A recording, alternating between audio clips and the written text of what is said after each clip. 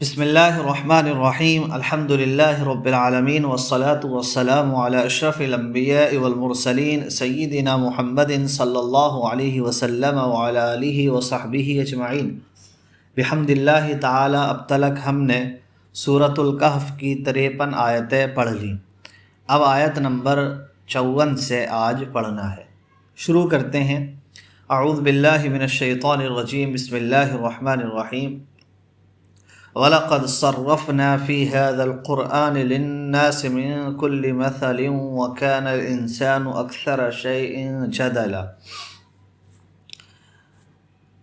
دیکھیے اللہ تعالیٰ نے ارشاد فرمایا وَلَقَدْ صَرَّفْنَا، پہلے صرفہ کا معنی سمجھیے۔ صرف یصرف، تصریف کا معنی یہاں پر ہے بین یبین، تبیین، بیان کرنا،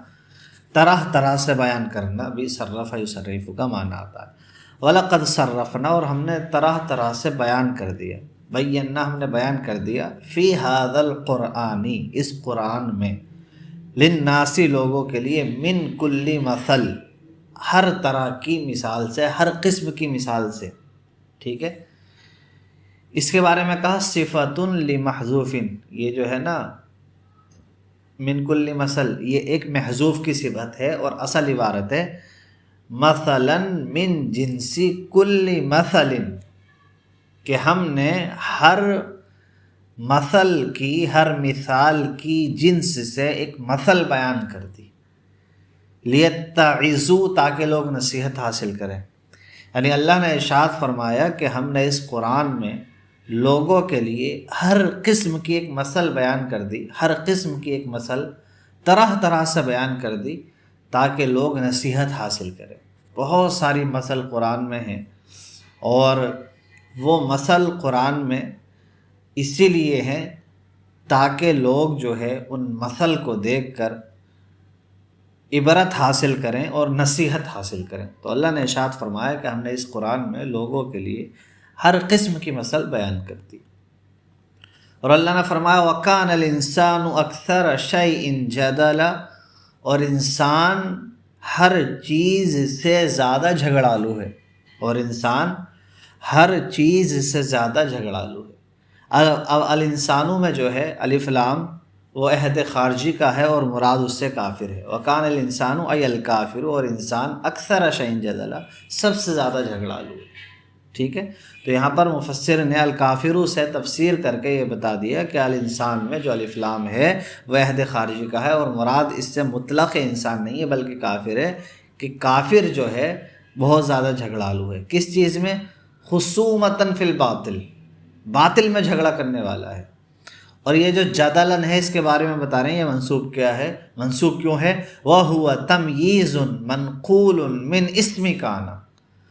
اور یہ تمیز ہے۔ جدلن منصوب کیوں ہے؟ تمیز ہونے کی بنیاد پر ہے۔ اور تمیز کی 3 قسمیں تھیں، ہم نے بتایا تھا، منقول من الفاعل، منقول من المفعول، منقول من المبتدا، وہ جو بتائی تھی۔ تو کانا کا جو اسم ہوتا ہے وہ حقیقت میں مبتدا ہی ہوتا ہے نا، تو یہاں پر منقول من اسم کانا کہا، یعنی یہ منقول من المبتدا ہے گویا کہ، یا پھر محول عن المبتدا بھی اس کو کہہ سکتے ہیں، جو ہم نے ابھی پچھلے درسوں میں سے کسی ایک درس میں یہ سمجھایا تھا، ٹھیک ہے۔ تو اس قاعدے کو اچھے سے سمجھنے کے لیے پچھلے درسوں کی طرف آپ رجوع کریں۔ اچھا، تو اس کانا کے اسم سے منقول ہے، یعنی اصل اس کا معنی ہے، معنی ہے وَكَانَ جَدَلُ الْإِنسَانِ أَكْثَرَ شَيْءٍ فِيهِ، کہ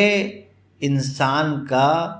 جھگڑا کرنا تو جو ہے کثرت جو ہے وہ انسان کے جھگڑے کی ہے، یعنی انسان جھگڑا کرنے میں سب سے آگے ہے، ٹھیک۔ اچھا، تو یہاں پر اللہ تعالیٰ نے بیان فرمایا کہ ہم نے قرآن میں لوگوں کے لیے ہر طرح کی مثل بیان کر دی، ہر قسم کی مثل بیان کر دی، اور کافر جو ہے وہ سب سے زیادہ جھگڑا کرنے والا ہے قائم باطل میں، ٹھیک ہے۔ اور جدل کا یہاں پر یہی معنی ہے، اور اس آیت میں اس طرف بھی اشارہ ہے کہ مومن جو ہے، مومن وہ باطل میں جھگڑا نہیں کرتا ہے، بلکہ مومن تو حق کی خاطر جھگڑا کرتا ہے۔ یہی فرق ہے مومن اور کافر میں۔ کافر کیا ہے؟ باطل کو سہارا بنا کر باطل کے لیے جھگڑا کرتا ہے، اور مومن کیا ہے؟ مومن باطل کے خلاف حق کے لیے جھگڑا کرتا ہے. یہی فرق ہے مومن اور کافر میں. اور اللہ نے ارشاد فرمایا اب اگلی آیت نمبر 55، وما منع الناس، اور لوگوں کو نہیں روکا، ما نافیہ، اور لوگوں کو نہیں روکا، ای کفار مکہ، یعنی کفار مکہ کو، ٹھیک ہے، ان یؤمنوا،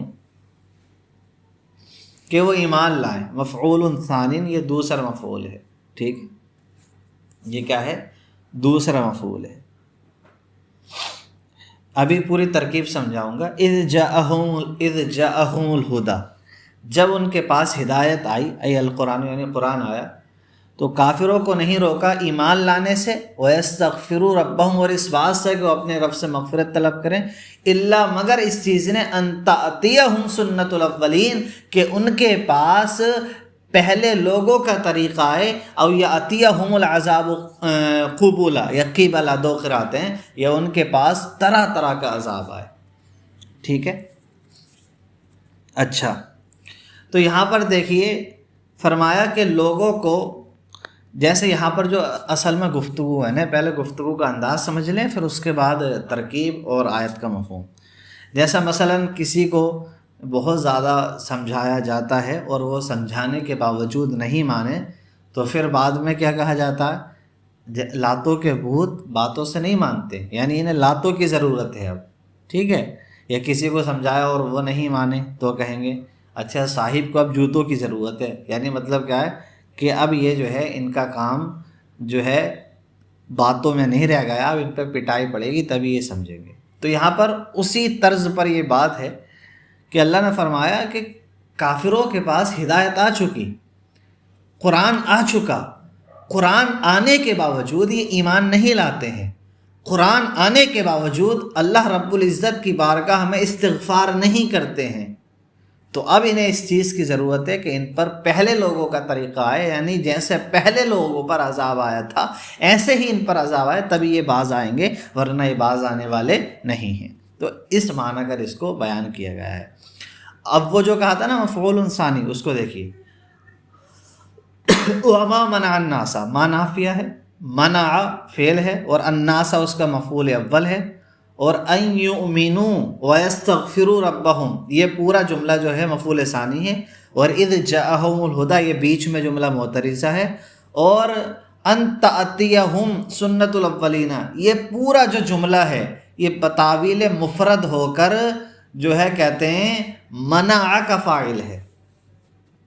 ٹھیک، یہ بات سمجھ میں آ گئی؟ اچھا،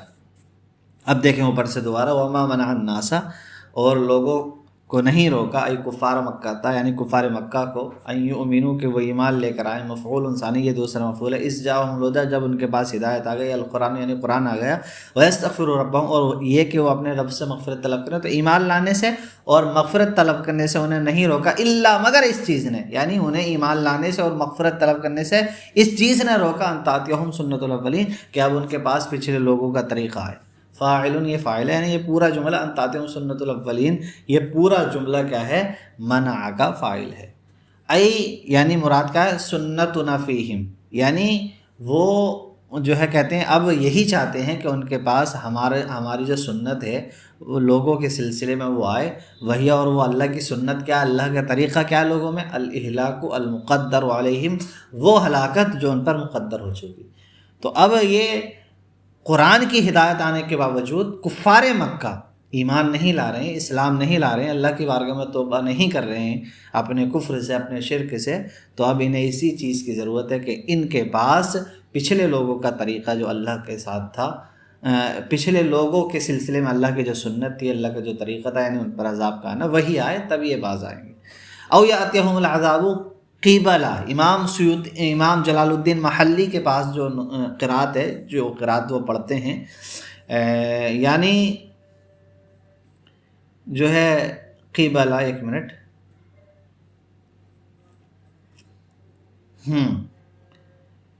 تو امام جلال الدین محلی جو قرات پڑھتے ہیں اس میں قبلن ہے. ٹھیک ہے، یعنی کہ قاف کے کسرے اور با کے فتح کے ساتھ. اور اس میں ایک دوسری قرات بھی ہے جو ہم پڑھتے ہیں ہندوستان میں، یعنی امام عاصم کی جو قرات ہے بروایت حفص، تو وہ جو ہے وہ قبولہ ہے، ہم جو پڑھتے ہیں وہ کیا ہے؟ قبولہ ہے، اور امام جلال الدین محلی جو ہے قبلہ ہے، اور دونوں ہی قراتوں کے الگ الگ معنی ہیں۔ او یاتیہم العذاب قبلہ اگر پڑھیں گے تو مطلب ہوگا ان کے پاس عذاب آئے قبلاً یعنی مقابلتاً وعیاناً، یعنی ان کے سامنے سے، ان کی آنکھوں کے سامنے، اور ان کی آنکھوں کے سامنے عذاب کیا ہے؟ وَهُوَ الْقَتْلُ يَوْمَ بَدْرٍ، اور وہ قتل ہے بدر کے دن۔ یعنی یہ کافر کفار مکہ تب باز آئیں گے جب ان کی آنکھوں کے سامنے ان پر عذاب آئے گا، یعنی بدر کے دن یہ جب قتل ہوں گے تب انہیں پتہ چلے گا کہ اسلام حق ہے، اور جو ہے کہتے ہیں نبی اکرم صلی اللہ علیہ وسلم رسول برحق ہے۔ ٹھیک ہے، وفی قراءۃ، اور ایک قرات میں، یہ اسی قرات کا ذکر ہو رہا ہے جو ہم پڑھتے ہیں، ٹھیک ہے، امام عاصم کی بروایت حفص، بضمتین، دونوں کے ضمے کے ساتھ ہے، یعنی قبول ہے، جمع قبیل، قبیل کی جمع ہے، ای انواعا، تو جب جب قبول پڑھیں گے تو مطلب ہوگا او یاتیہم العذاب قبلا، یا ان کے پاس طرح طرح کا عذاب آئے، انواعا کے معنی میں ہوگا۔ اور اسی وجہ سے جب ہم روایت حفص پڑھتے ہیں تو اعلیٰ حضرت علیہ رحمۃ و رضوان نے جو اردو میں ترجمہ کیا وہ اسی طرح سے قبول کے اعتبار سے، اس تفسیر کے اعتبار سے ترجمہ کیا ہے۔ ٹھیک ہے، اچھا، اور لامحالہ جتنی بھی قراتیں متواترہ ہیں سب حق ہیں، اور قرات کے بدلنے سے معنی اور مفہوم بھی بدل جاتا ہے۔ اچھا، اللہ نے ارشاد فرمایا وَمَا نُرْسِلُ الْمُرْسَلِينَ، اور ہم رسولوں کو نہیں بھیجتے الا مگر مبشرین، خوشخبری سنانے والا بنا کر۔ ٹھیک ہے، تو یہاں پر یہ الا ہے، مستثنیٰ ہے، تو مستثنیٰ کا ترجمہ نفی کے ساتھ نہ کر کے استثناء والا اور سلیس انداز میں ترجمہ کریں گے تو اس طرح ہوگا وَمَا نُرْسِلُ الْمُرْسَلِينَ إِلَّا مُبَشِّرِينَ، کہ ہم رسولوں کو خوشخبری دینے والا ہی بنا کر بھیجتے ہیں، للمؤمنین، مومنوں کے لیے خوشخبری دینے والا بنا کر، وَمُنذِرِينَ مُخَوِّفِينَ لِلْكُفَّارِ، اور کافروں کو ڈر سنانے والا بنا کر بھیجتے ہیں۔ یعنی ہم رسولوں کو اسی لیے بھیجتے ہیں تاکہ وہ مومنوں کو خوشخبری سنائیں، جنت کی بشارت سنائیں، اللہ کی نعمتوں کی بشارت سنائیں، اور کافروں کو اللہ کے عذاب سے ڈر سنائیں۔ وَيُجَادِلُ الَّذِينَ كَفَرُوا بِالْبَاطِلِ، اور وہ لوگ جنہوں نے کفر کیا یعنی کافر جھگڑا کرتے ہیں، بالباطل، باطل کے ذریعے، یعنی بقولہم، یعنی باطل باتوں کے ذریعے وہ جھگڑا کرتے ہیں، یہ کہہ کر ابعث اللہ بشرا رسولا، کہ اللہ جو ہے کہتے ہیں بشر کو رسول بنا کر بھیجے گا، ونحوی، اور اس طرح، یعنی اس طرح کی ان کی جو باتیں تھیں، کیا جو ہے محمد صلی اللہ علیہ وسلم ہی کو کیوں بھیجا، دوسرے لوگ بھی نبی ہو سکتے تھے، اللہ کو اگر جو ہے بھیجنا ہی تھا رسول تو فرشتے کو بھیج دیتا، طرح طرح کی باتیں۔ تو باطل باتوں سے کیا ہے کفار جھگڑا کرتے ہیں، کیوں؟ لیدحضوا بہ میں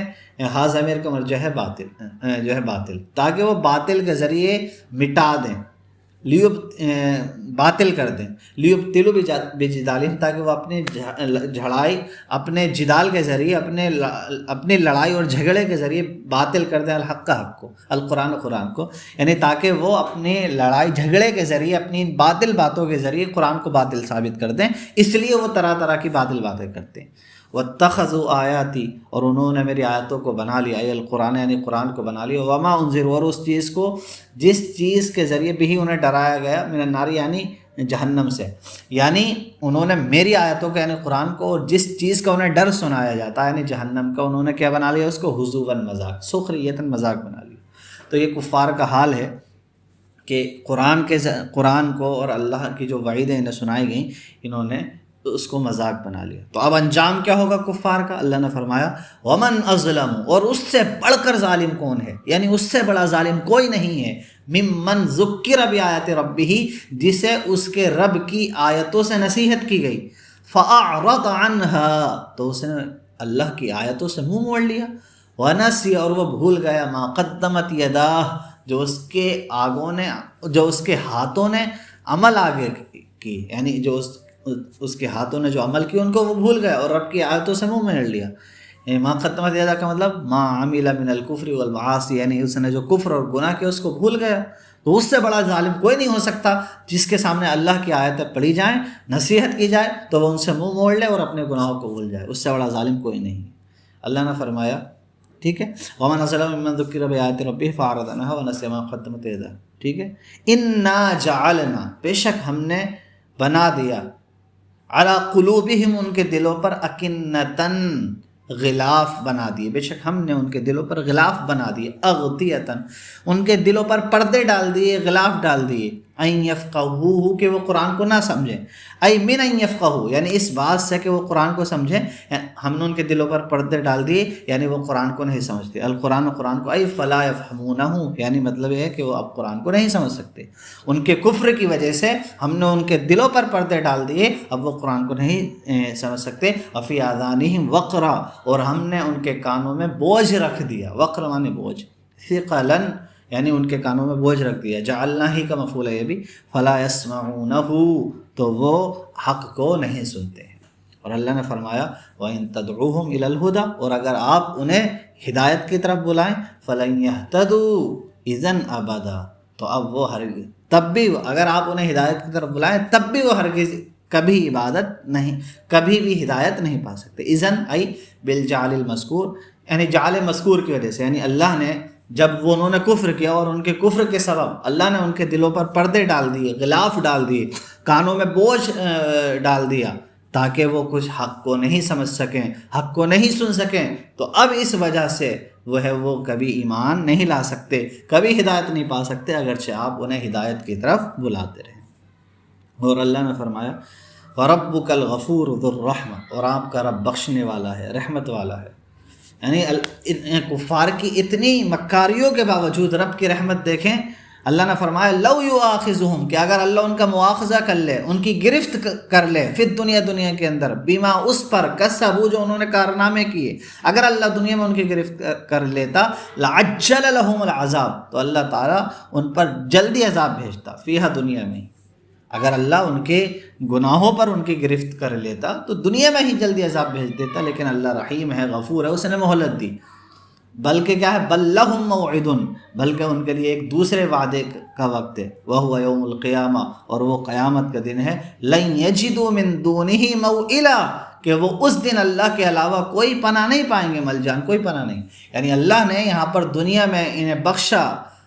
اللہ کی رحمت ہے کہ اللہ نے انہیں دنیا کے اندر مہلت دے دی کہ ان کے کارناموں پر، ان کے کفر پر، ان کے گناہوں پر، ان کے شرک پر فوراً عذاب نہیں آتا، یہ بھی اللہ کی رحمت ہے، اللہ نے ان کے پر عذاب کو مؤخر کر دیا، اللہ چاہے تو گناہوں کی دنیا ہی کے اندر، کفر و شرک کی دنیا ہی کے اندر سزا دے دے، لیکن اللہ نے عذاب کو مؤخر کر دیا تو یہ اللہ تعالیٰ کی رحمت ہے، اور جو ہے کہتے ہیں لیکن ان کے لیے وعدے کا ایک وقت ہے، اور وہ وقت کیا ہے قیامت کے دن ہے، اور قیامت کے دن ان پر کوئی رحم نہیں کیا جائے گا، ان کے لیے کوئی مہلت نہیں ہوگی، اور اس دن انہیں ان کے کفر اور شرک کا بدلہ یہ ملے گا کہ انہیں ہمیشہ ہمیشہ کے لیے جہنم میں ڈال دیا جائے گا۔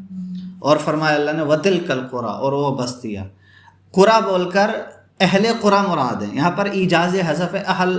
میں حذف کر دیا، ای اہلوہا یعنی بستی والے، بستیوں والے، کہا جیسے قوم عاد، قوم سمود وغیرہ میں، اور ان کے علاوہ قوم لوط وغیرہ، اللہ نے فرمایا اہلکناہم کہ یہ جو بستیاں ہیں، اہلکناہم ہم نے ان بستیوں والوں کو ہلاک کر دیا، تو قرا سے مراد اہل قرا، یعنی ہم نے بستیوں والوں کو، قوم لوط، قوم سمود، قوم عاد، ٹھیک ہے، وغیرہ وغیرہ، ہم نے ان کو ہلاک کر دیا، لما ظلموا جب انہوں نے ظلم کیا، کفروا یعنی کفر کیا، جب انہوں نے کفر کیا تو ہم نے انہیں ہلاک کر دیا، وَجَعَلْنَا لِمُهْلَكِهِمْ ٹھیک ہے،